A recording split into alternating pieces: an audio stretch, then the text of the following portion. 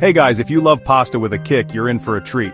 Today I'm making spaghetti all'arrabbiata, a classic Italian recipe that's spicy, bold, and comes together in under 20 minutes. First things first, bring a big pot of water to a boil, salt it like the sea, and toss in your spaghetti.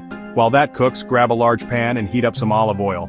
Next, add a few cloves of garlic, sliced thin, and a generous pinch of red chili flakes. Don't be shy, this is where the fire comes from. Let the garlic and chili sizzle for about a minute, just until fragrant. Now pour in a can of crushed tomatoes, give it a stir, season with salt, and let it bubble away while your pasta finishes cooking. You want the sauce to thicken and get rich, but don't let it dry out. Add a splash of pasta water if you need to.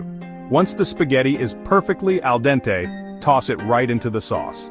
Mix it all together until every strand is coated in that fiery, garlicky goodness. Finish with a sprinkle of fresh parsley and, if you like, a little extra chili for that real arrabbiata attitude.